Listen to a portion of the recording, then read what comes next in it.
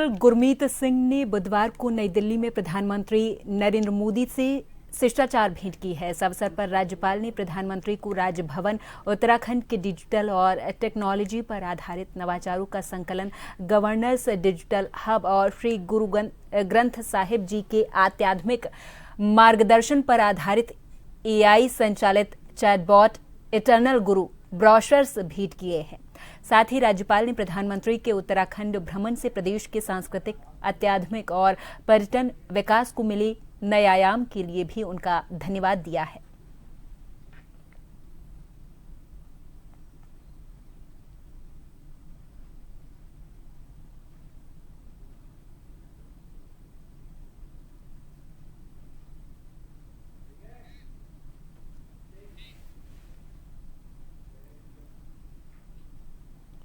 और अब बात करेंगे भारतीय मूल की अमेरिकी एस्ट्रोनॉट सुनीता विलियम्स की घर वापसी की।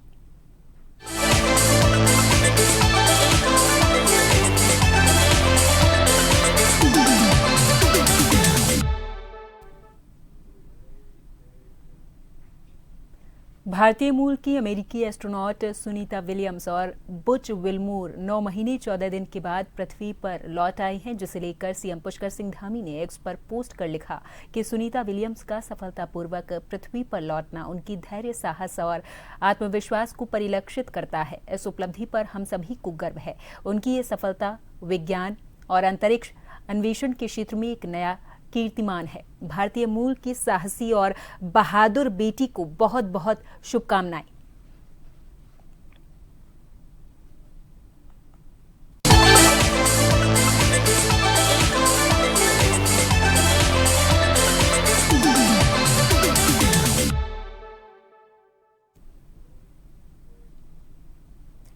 उत्तराखंड के मुख्यमंत्री पुष्कर सिंह धामी ने नई दिल्ली से सीएम हेल्पलाइन 1905 की बैठक लेकर अधिकारियों को लंबित समस्याओं के समाधान में तेजी लाने के निर्देश दिए हैं।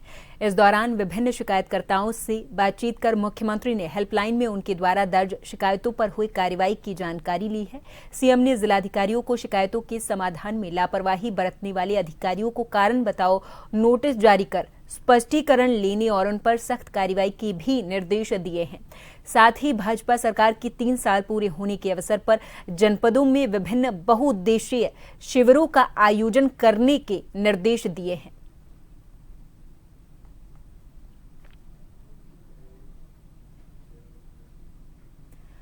गुरुग्राम में केंद्रीय मंत्री भूपेंद्र यादव के घर पर भाजपा की बड़े नेता शोक जताने पहुंच रहे। बुधवार को उत्तराखंड के मुख्यमंत्री पुष्कर सिंह धामी उनके पैतृक गांव जमालपुर पहुंचे और दिवंगत कदम सिंह यादव को श्रद्धांजलि दी है। इस दौरान उन्होंने भूपेंद्र यादव और परिजनों से भेंट कर शोक संवेदना व्यक्त की है और ईश्वर से पुण्यात्मा को श्री चरणों में स्थान प्रदान करने के लिए प्रार्थना की है।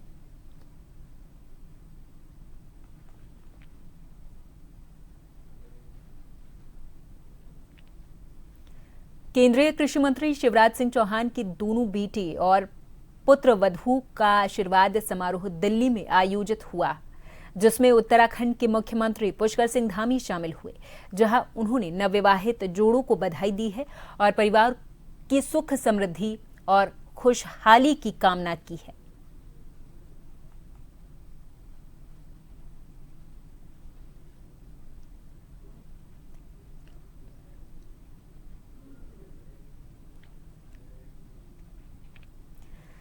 मुख्यमंत्री पुष्कर सिंह धामी ने देहरादून के ऐतिहासिक झंडा मेला के अवसर पर सभी प्रदेशवासियों को शुभकामनाएं दी। मुख्यमंत्री ने एक्स पर पोस्ट कर लिखा कि प्रतिवर्ष गुरु राम राय के पावन जन्मोत्सव पर परंपरागत रूप से मनाया जाने वाला देहरादून का ऐतिहासिक और पावन झंडा मेला मानवता और विश्वास से ओतप्रोत विशिष्ट परंपराओं को समेटे हुए है।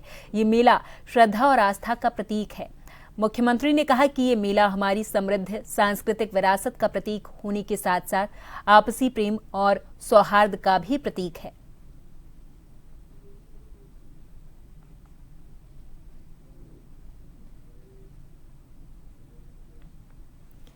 देहरादून में झंडा मेले का उद्घाटन हो गया है। यहां आस्था का सैलाब उमड़ा, जयकारों से दरबार साहिब गूंज उठा। श्री महंत देवेंद्र दास महाराज की अगुवाई में श्री झंडे जी उतारे गए। बता दें कि ये मेला रामनवमी तक चलेगा।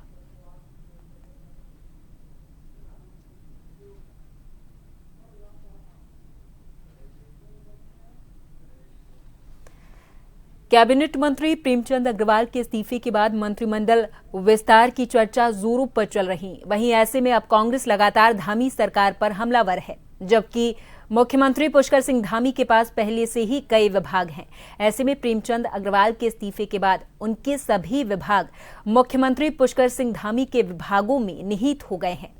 वहीं इसको लेकर के कांग्रेस प्रदेश अध्यक्ष करण माहरा इस पर सवाल उठा रहे और कह रहे कि विधानसभा सदन की कार्यवाही के दौरान पुष्कर सिंह धामी का कोई भी प्रश्न हल नहीं होता है, क्योंकि मुख्यमंत्री के अधीन सबसे अधिक और भारी भरकम विभाग हैं।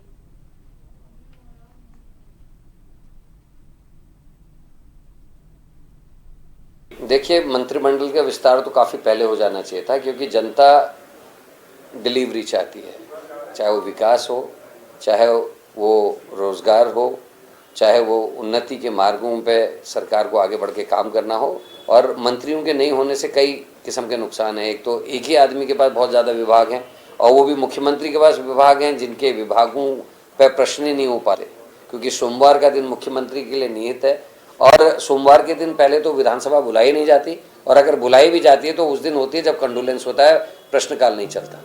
तो ऐसे में जल्दी से जल्दी मंत्रिमंडल का गठन होना चाहिए। प्रेमचंद अग्रवाल भी हटे हैं, उसके अलावा एक दो मंत्री और हैं जिनको हटाया जाना चाहिए, जो नॉन परफॉर्मिंग है या जिनके ऊपर बड़े आरोप हैं, आय से अधिक संपत्ति के आरोप हैं। सीबीआई जांच की रिकमेंडेशन जो है हाईकोर्ट ने की है, और बहुत सारे अन्य आरोप कई मंत्रियों पर लगे हैं, उनको भी हटाया जाना चाहिए और ऐसे योग्य लोगों को सामने लाकर मंत्रिमंडल में बैठाना चाहिए, जिससे जनता तक विकास पहुंच सके, जनता को राहत मिल सके। पुलिस महकमे में स्थानांतरण होने के बाद कुमाऊं डीआईजी का स्थानांतरण देहरादून पुलिस मुख्यालय में हो गया है। इसके बाद हल्द्वानी में आज नैनीताल पुलिस के द्वारा विदाई समारोह का आयोजन किया गया, जहां कुमाऊं डीआईजी को स्मृति चिन्ह देकर सम्मानित किया गया है। इस मौके पर सभी पुलिसकर्मी भावुक होते हुए दिखाई दिए। वहीं डीआईजी योगेंद्र सिंह रावत ने कहा कि नैनीताल और कुमाऊं में बड़े बड़े मामलों को निपटाया गया है। मेरा यहाँ पर कार्यकाल रहा है, पहले डीआईजी और फिर आईजी कुमाऊं के तौर पर। इस बीच कई चैलेंजेस यहाँ पर आए, लॉ एंड ऑर्डर को लेकर कई चैलेंज आए, क्राइम को लेकर आए, कई वीवीआईपीज़ ड्यूटी संपन्न हुई, लेकिन मुझे प्रसन्नता है कि पुलिस ने अपने उत्कृष्ट प्रदर्शन के और मेहनत के आधार पर इन सारी चीज़ों को सफलतापूर्वक पार किया। इस दौरान मुझे प्रेस मीडिया के सभी बंधुओं का बहुत अधिक सहयोग प्राप्त हुआ। उनकी हमेशा मेरे प्रति एक पॉजिटिविटी रही। पब्लिक ने भी मुझको बहुत सहयोग दिया, जो पॉलिटिकल लीडरशिप है उसका भी मेरे को बहुत सहयोग और सपोर्ट रहा, जिसके लिए मैं सबका आभार प्रकट करता हूँ। सर, उत्तराखंड में कुमाऊं में जो पुलिसिंग है वो क्राइम के हिसाब से जो हमारे मैदानी जनपद हैं, ऊधम सिंह नगर और जो नैनीताल का मैदानी इलाका है, वो थोड़ा क्राइम के हिसाब से ज़्यादा ग्रस्त है। अदरवाइज यहाँ पर जो ज़्यादा बड़ी समस्या है वो ट्रैफिक की समस्या है, क्योंकि पिछले कुछ वर्षों में कई गुना यहाँ पे आने वाली यात्रियों की संख्या बढ़ी है, चाहे वो नैनीताल, कैंची धाम, जागेश्वर, यहाँ तक कि आदि कैलाश वगैरह क्षेत्रों में भी। तो एक हमको इस चीज़ के हिसाब से भविष्य की प्लानिंग। चक्राता क्षेत्र में आज से वन पंचायत का कॉन्क्लेव शुरू हो गया, जिसमें वन पंचायत के मुद्दे को लेकर के चर्चा की जाएगी। देहरादून के डीएम का कहना है कि वन पंचायत के आर्थिक तौर पर मजबूत बनाने के नजरिए से भी इसमें काम किया जा रहा। खास बात यह है कि पहली बार वन पंचायत की बैठक होने जा रही है, जिसमें डीएम के अलावा कई विभागों के अधिकारी मौजूद रहेंगे।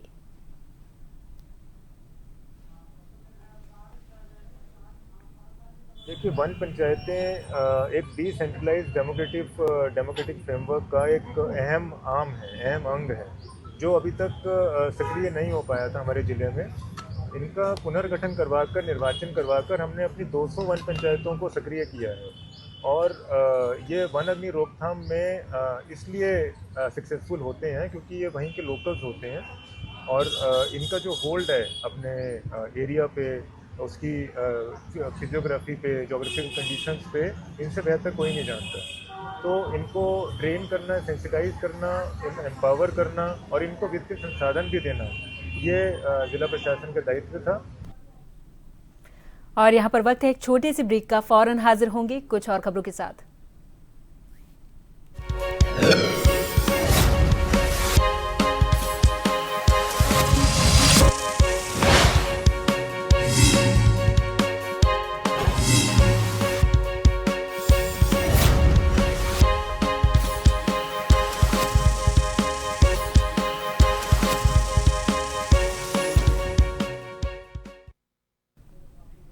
ब्रेक के बाद एक बार फिर से आप सभी का बहुत स्वागत है। चंपावत के लूहा घाट से खबर है, जहां मझेड़ा गांव की मानेश्वर खेतीगाड़ सड़क का निर्माण कार्य शुरू न होने पर ग्रामीणों में आक्रोश है।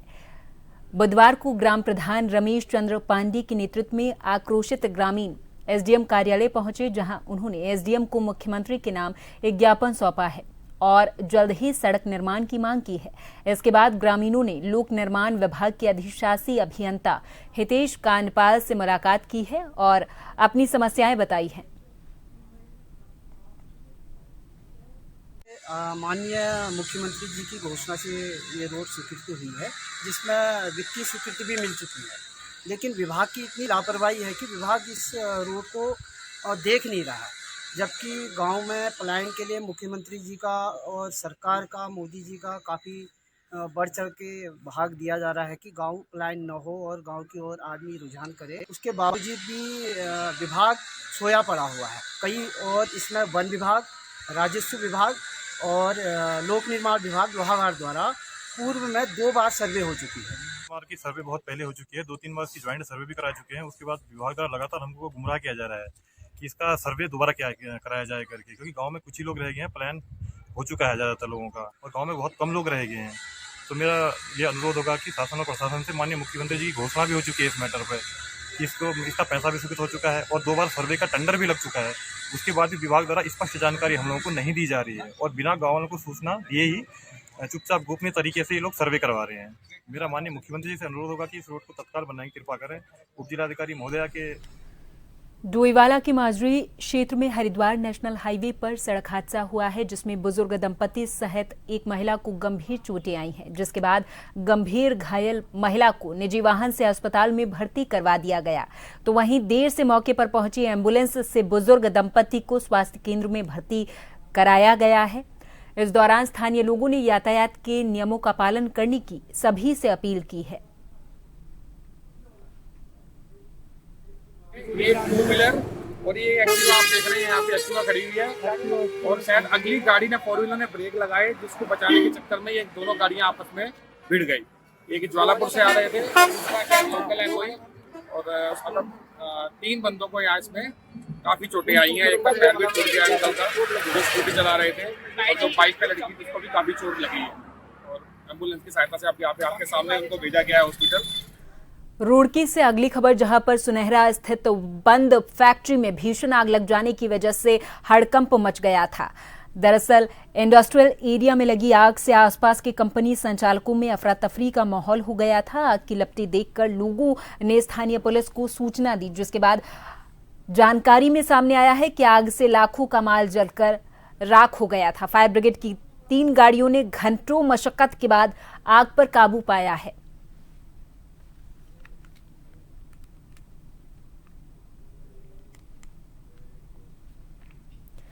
काशीपुर में 30 मार्च से 27 अप्रैल तक आयोजित होने वाले चौथी मेले की तैयारियों की शुरुआत करते हुए मेले के लिए टेंडर की प्रक्रिया संपन्न हुई है।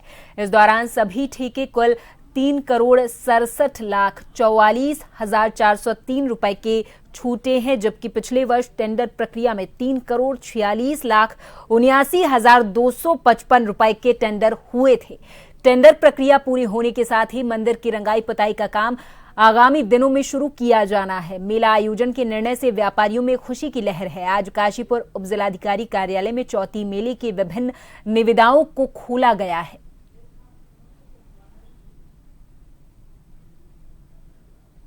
मेला 2025 30 मार्च से लेके 27 अप्रैल तक आयोजन होना है। इस आयोजन को लेके जो वहाँ पे विभिन्न तैयारियाँ होती हैं, जैसे टेंट बैरिकेडिंग, दुकानें लगाना, झूले लगाना, लाइट एंड साउंड और पार्किंग, इन सारी व्यवस्थाओं को लेके जिलाधिकारी के महोदय के निर्देश के क्रम में टेंडर की प्रक्रिया की जाती है।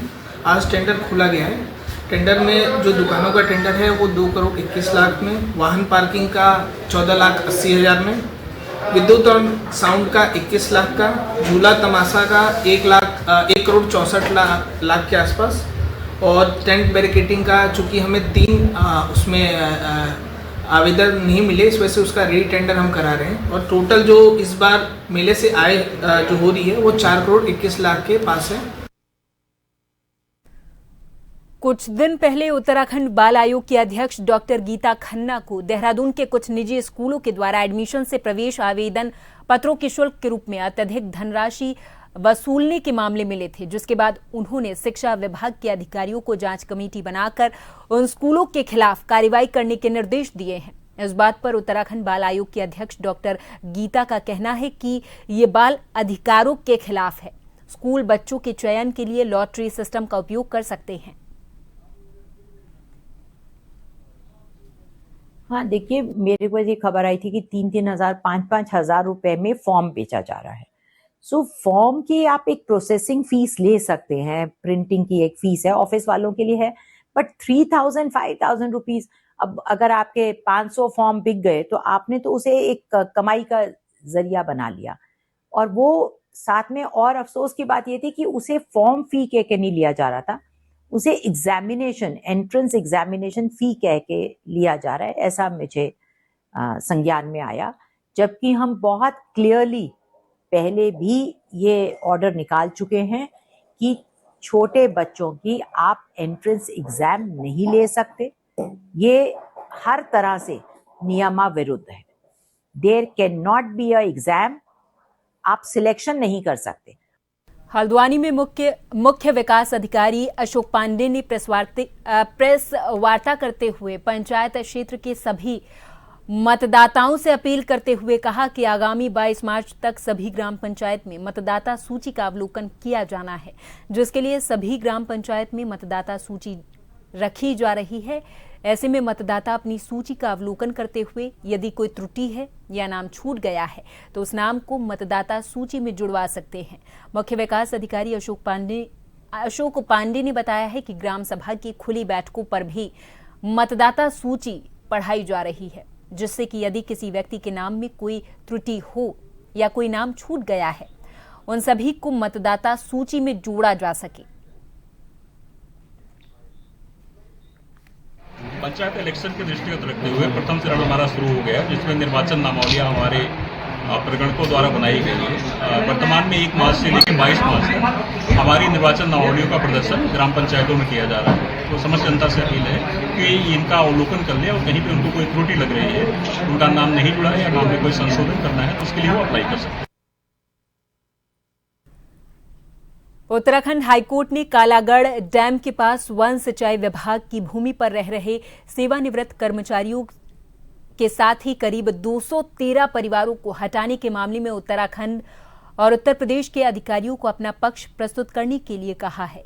मुख्य न्यायाधीश जी नरेंद्र और न्यायमूर्ति आलोक मेहरा की खंडपीठ ने मामले की सुनवाई करते हुए दोनों प्रदेशों के अधिकारियों को 21 मार्च को वीडियो कॉन्फ्रेंसिंग के जरिए पेश होने के आदेश दिए हैं। इस मामले में जनहित याचिका पर पूर्व के आदेश पर डीएम आशीष चौहान ने कोर्ट में रिपोर्ट पेश की है।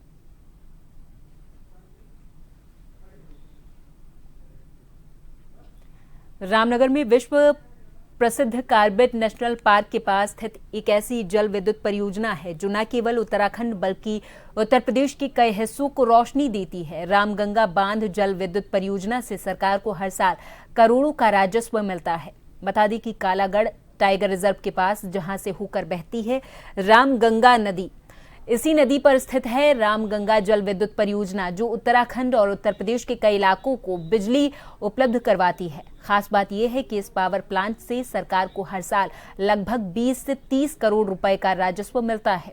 रामगंगा जल विद्युत परियोजना में 3,266 मेगावाट की मशीनें लगी हुई हैं, जबकि इसकी कुल क्षमता 198 मेगावाट है। यहां हर साल 300 से 350 मिलियन यूनिट बिजली का उत्पादन किया जाता है। 6 मेगावाट की मशीनें हैं और मेरा टोटल इसका जो कैपेसिटी है 198 मेगावाट है टोटल कैपेसिटी। तो हम करीब इसमें से 300 से लेकर 350 MAU एनुअली हम लोग जनरेट करते हैं।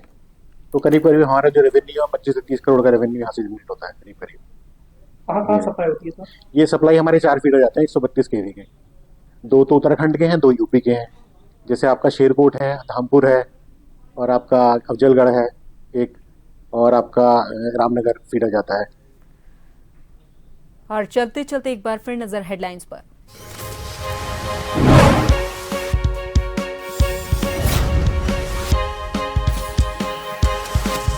कर्नल गुरु ब्रॉशर्स किए भेंट, पीएम को उत्तराखंड दौरे को लेकर दिया धन्यवाद। सीएम धामी ने सुनीता विलियम्स को वापस आने पर दी बधाई। दिल्ली से सीएम हेल्पलाइन 1905 की ली बैठक, गुरुग्राम में केंद्रीय मंत्री भूपेंद्र यादव के पिता को दी श्रद्धांजलि। मंत्री प्रेमचंद अग्रवाल के इस्तीफे के बाद कांग्रेस हमलावर, कांग्रेस प्रदेश अध्यक्ष ने साधा निशाना, कहा विधानसभा में सीएम धामी से नहीं होता कोई प्रश्न हल।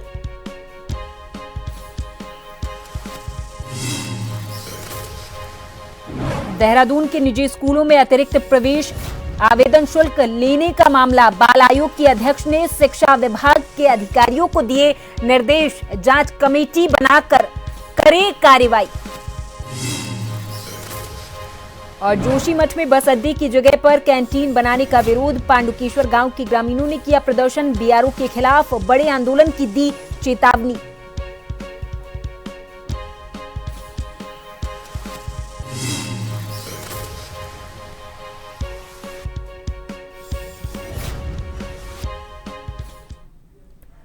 और इसी के साथ इस बुलेटिन में फिलहाल के लिए मेरे साथ बस इतना ही। आप देखते रहें जन टीवी। नमस्कार।